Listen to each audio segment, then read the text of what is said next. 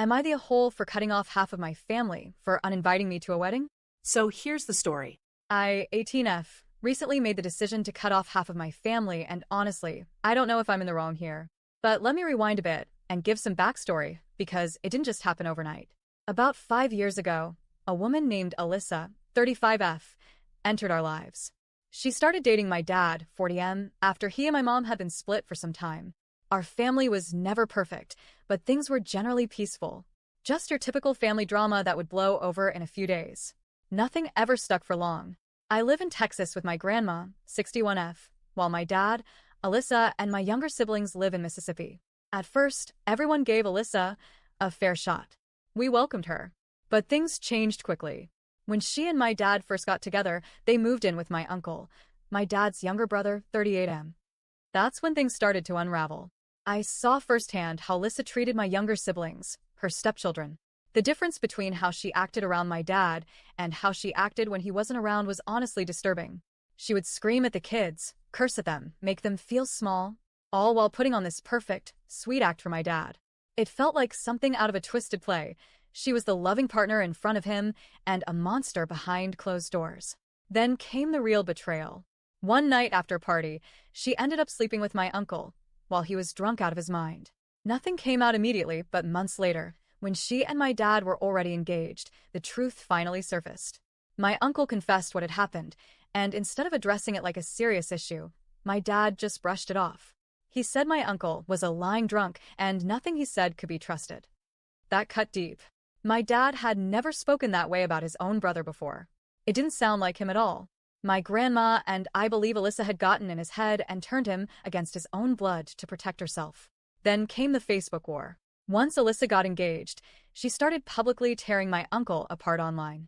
She called him a drunk, a woman beater, a man whore, and claimed he would never amount to anything. These were public posts, not private messages. People saw them. People believed them. Some of my uncle's closest friends, and even a few extended family members, distanced themselves from him because of what she said. My uncle, by the way, is none of those things. He's a hardworking, devoted father who does everything he can for his kids.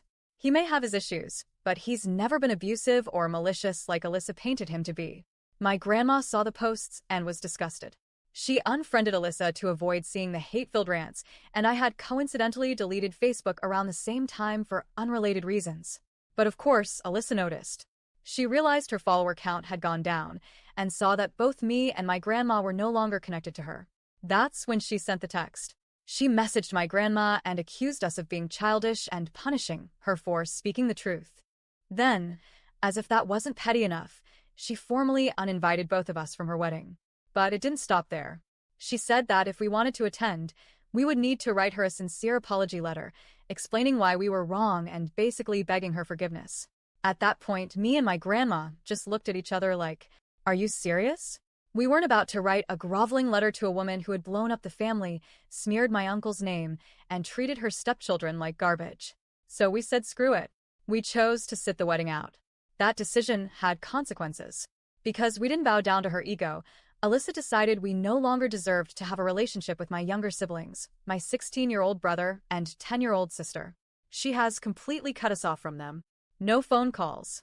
No visits. Nothing. It hurts. A lot. I miss my siblings every single day. My grandma misses her grandchildren. But we decided we had to draw the line somewhere. We couldn't keep pretending everything was fine just to keep the peace. So we cut off Alyssa and anyone else who stood by her side. Now we're being called immature. People are saying we should have just apologized and moved on for the sake of the family. But how can you move on when the damage is still being done? When the lies are still believed? When the manipulation still has a grip on the people you love? I've been told that family is everything. But what do you do when family chooses someone toxic over truth, loyalty, and decency? So yeah. I cut them off. Am I the a-hole?